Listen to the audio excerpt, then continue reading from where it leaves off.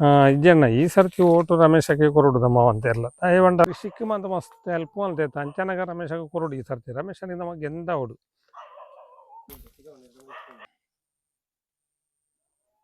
ಅಣ್ಣ 1 ಮಿನಿಟ್ ಒಂತಲೇ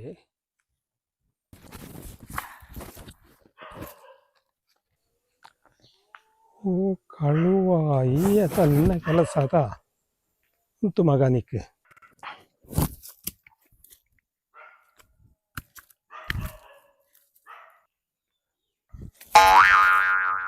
ಓ ಜುಟ್ಟು ಕಳುವ